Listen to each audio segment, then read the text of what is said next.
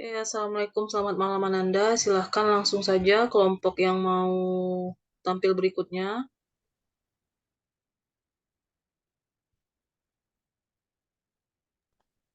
Izin Bu, kelompok saya Bu. Kelompok berapa, Denny? Denny kelompok 3 Bu. Oke, silahkan Denny.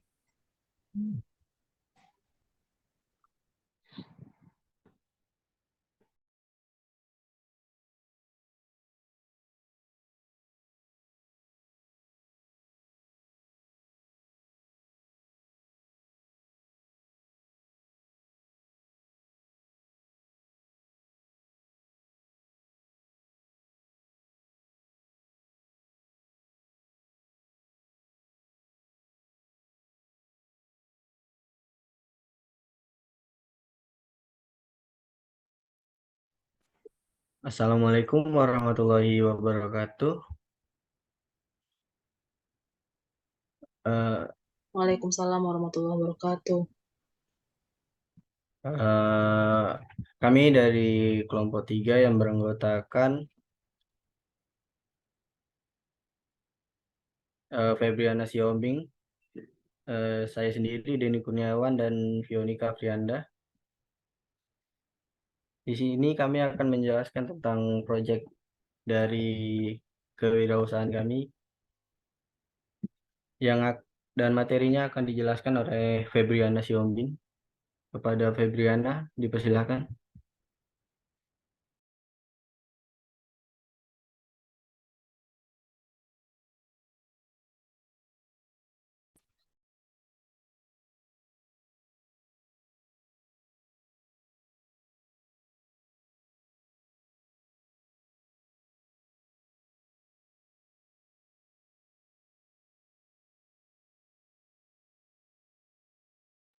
Izin Bu, ini share screen sudah kelihatan belum Bu? Udah lanjut. Efektifkan waktunya ya. Atau dua kelompok lagi aja karena ini malam ya. Maksudnya kelompok 3, kemudian lanjut satu kelompok lagi, terus udah.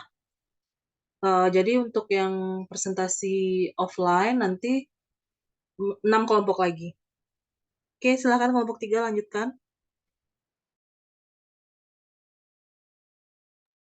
Baiklah, apa itu papi? Pare crispy atau yang disebut dengan papi merupakan makanan ringan hasil inovasi dengan bahan baku utama pare. Papi hadir atas kebutuhan masyarakat yang menyukai makanan ringan dan pencipta olahan makanan pare. Olahan ini hadir dengan rasa unik tanpa menghilangkan manfaat yang terkandung di dalamnya sehingga kita akan mendapatkan camilan yang enak serta dengan manfaat yang baik bagi tubuh.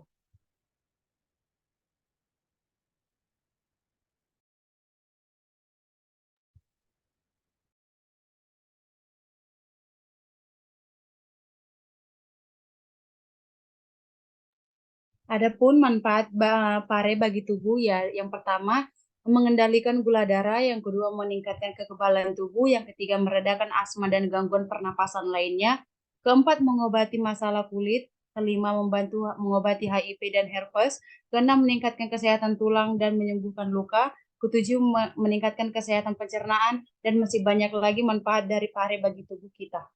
Selanjutnya akan dijelaskan oleh Fionika.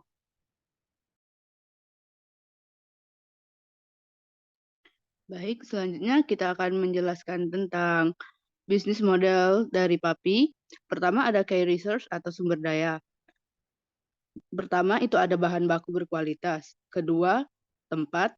Tiga, peralatan produksi. Empat, dana investor dan iuran kelompok. Lima, HKI merek Papi atau hak milik dari merek yang telah kami buat. Enam, itu ada sistem pembayaran. Untuk pemasarannya, produk Papi ini akan kita jual secara daring dan luring. Jadi sistem pembayarannya bakalan menyesuaikan dengan pemasaran tersebut. Kemudian ketujuh, akun sosial media bisnis. Selanjutnya ada key partners atau mitra kunci. Pertama ada petani pare, kedua penjual pare. Karena bahan baku di sini kita menggunakan pare, jadi kita perlu mitra-mitra bisnis dari petani pare dan juga penjual pare. Kemudian ada supplier kemasan, keempat ada mahasiswa, dan kelima ada ibu-ibu PKK dan UMKM. Selanjutnya key activities. Yang pertama pembelian bahan baku. Kedua proses produksi produk.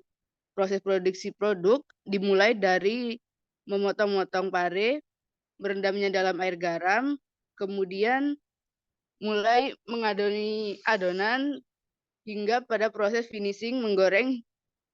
Selanjutnya pengemasan dan branding. 4 pengemasan produk. 5 evaluasi pasar. 6 riset produk dan pengembangan.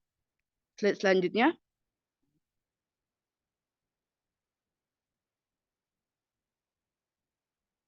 Kemudian ada customer relationship. Pertama, ada memberikan pelayanan prima kepada konsumen. Kedua, menanggapi kebutuhan konsumen dengan cepat. 3, melakukan promo khusus pada hari-hari tertentu. Selanjutnya ada channels. Channels di sini berarti tempat kami memasarkan produk. Pertama ada supermarket. Kedua toko kelontong. 3 GoFood dan GrabFood. 4 WhatsApp. 5 Instagram. 6 bazar. Kemudian ada cost struktur. Yang pertama ada biaya bahan baku, kedua biaya tenaga kerja, ketiga biaya peralatan produksi, dan terakhir biaya kemasan. Selanjutnya adalah customer segment. Produk Papi akan kami pasarkan pada masyarakat mulai dari usia 5 hingga 65 tahun. Kemudian pada penyuka camilan atau makanan ringan, dan terakhir penikmat makanan berbahan dasar pare. Slide selanjutnya akan dijelaskan oleh Denny.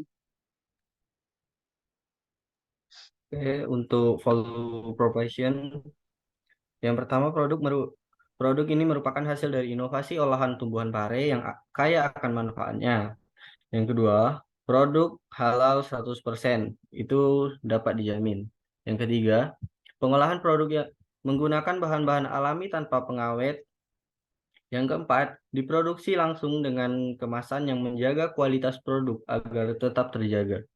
Yang kelima, testimoni konsumen. Dan yang terakhir, yang keenam, harga sesuai dengan kantong konsumen.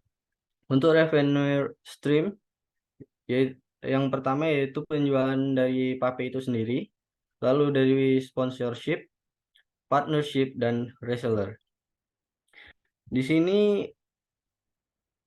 kami juga sudah mendesain untuk kemasan yang akan kami produksi. Dari kemasan di sini kami mengambil warna yang cerah agar dapat menarik konsumen. Dan dalam hal ini kami menghadirkan 3 varian rasa yaitu original, balado, dan jagung bakar. Dan Papi ini akan kami patok harga mulai dari 8 ribuan. Dan di sini pada kemasan terdapat Instagram dari perusahaan kami atau itu Papi Crispy 23. Lalu dan juga ada nomor telepon WhatsApp untuk pemesanan. Dan itulah hasil dari diskusi kami. Jika ada kesalahan, mohon dimaafkan. Sekian dari kami. Wassalamualaikum warahmatullahi wabarakatuh. Waalaikumsalam warahmatullahi wabarakatuh. Terima kasih Ibu, apresiasi sekali karena ini pare dibikin crispy, keren ya. Silahkan nanti semoga realisasinya lebih melebihi ekspektasi ya. Oke, lanjut satu kelompok lagi, silahkan. Izin Bu, kelompok kami. Oke, silakan.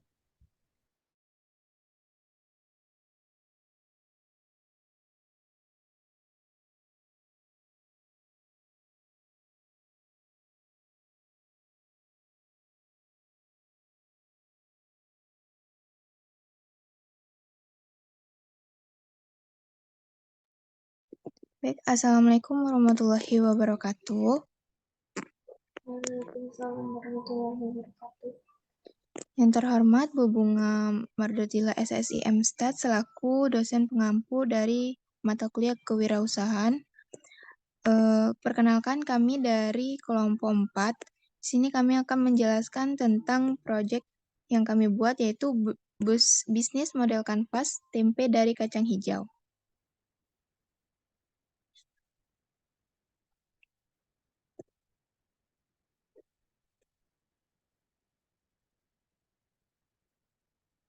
tempe merupakan salah satu produk makanan tradisional Indonesia dan dapat dinikmati oleh seluruh lapisan masyarakat. Makanan tersebut dibuat melalui proses fermentasi dari kacang kedelai atau kacang-kacangan lainnya dalam waktu tertentu menggunakan jamur Rhizopus sp. Selanjutnya akan dijelaskan oleh perkenalkan kami dari kelompok 4. Maaf, izin Bu. Perkenalkan kami dari kelompok 4 yang terdiri dari Reski Oktavia Ramadhani, Aktina Aulia Rahma, dan Putri Kurniawati. Selanjutnya akan dijelaskan oleh Reski Oktavia. Baik, yang pertama yaitu key partnership, ya, yang dimana kunci kemitraan jaringan pemasok dan pemasar yang mendukung jalannya bisnis. Yang pertama adalah petani kedelai dan kacang hijau lokal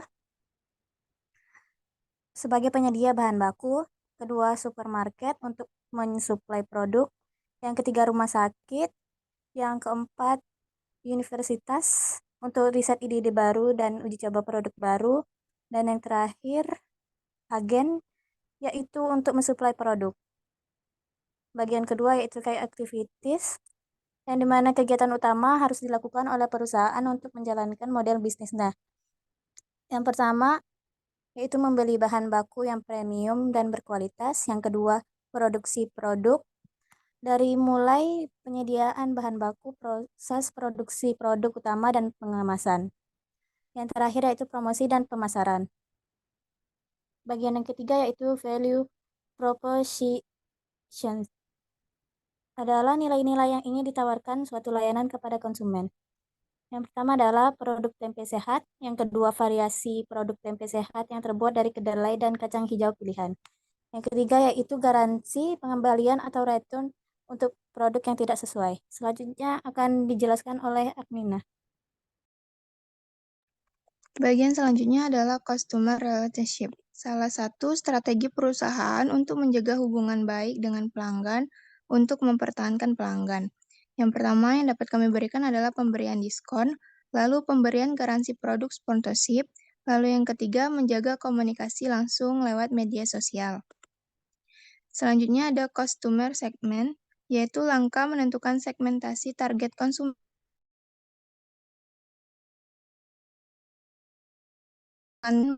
atas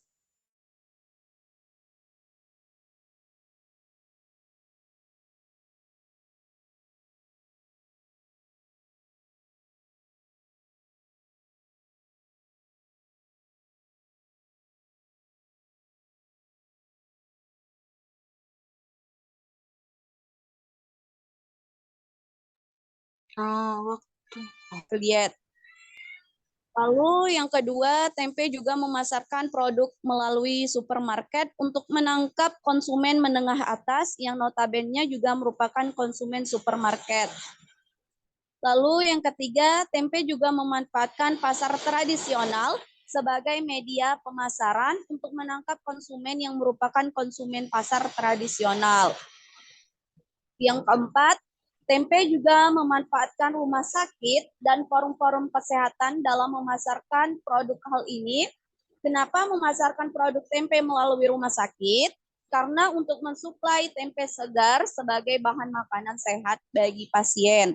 Lanjut, yang terakhir, tempe memiliki agen-agen dan reseller untuk memasarkan secara offline. Selanjutnya, cost structure. Biaya variabel yang dikeluarkan oleh tempe untuk mendukung berjalannya bisnis antara lain yaitu biaya penyediaan bahan baku, biaya pengemasan, biaya pengiriman, biaya promosi, biaya riset dan pengembangan. Biaya variabel ini merupakan biaya yang memiliki jumlah proporsional tergantung jumlah produk atau jasa yang dihasilkan. Selanjutnya, revenue stream. Dalam menjalankan bisnis tempe ini, kami memiliki inovasi menjual tempe yang berbahan baku dasar kacang hijau, hanya bergerak dengan menjual produk yang dihasilkan, yaitu berupa tempe segar dan produk varian tempe segar yang dihasilkan. varian tempe segar yang dihasilkan itu biasanya dibuat menggunakan kacang kedelai, tetapi di sini kami akan membuat tempe yang berbahan dasar dari kacang hijau. Untuk kesimpulannya, tempe merupakan makanan yang terbuat dari biji kedelai atau beberapa bahan lain yang diproses melalui fermentasi dari apa yang secara umum dikenal sebagai ragi tempe. Lewat proses fermentasi ini, biji kedelai atau kacang hijau mengalami proses penguraian menjadi senyawa sederhana sehingga mudah dicerna. Baik, saya kembalikan ke Reski Oktavia. Maaf, saya kembalikan ke Afnina Aulia Rama. Baik, sekian dari presentasi kami. Kami akhiri. Wassalamualaikum warahmatullahi wabarakatuh. Waalaikumsalam warahmatullahi wabarakatuh. Applause ya. Semoga nanti kita bisa dapat tempe dari kacang hijau tadi ya. Iya, Bu. Yang enak ya. Kita tunggu inovasinya dan juga semoga Ananda semua ini nggak hanya pintar di teorinya, tapi pada realisasinya juga ya bagus ya. Oke, mungkin itu saja dari Ibu.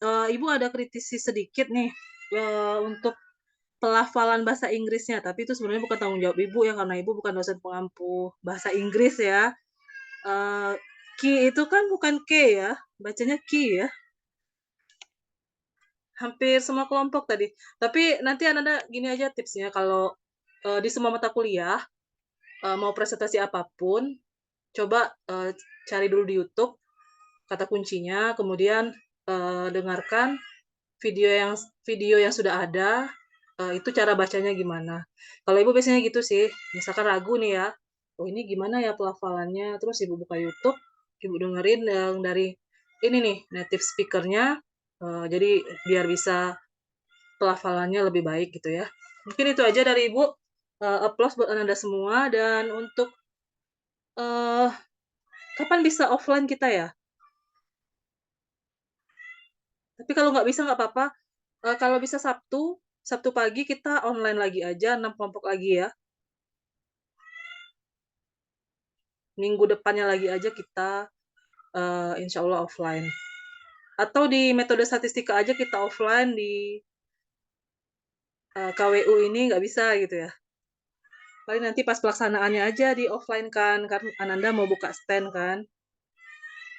Maaf ya kucing Ibu berisik. Lagi nunggu dikasih wet food itu. Ya, salah. Oke, Ananda semua. Ada yang mau didiskusikan sebelum kita tutup?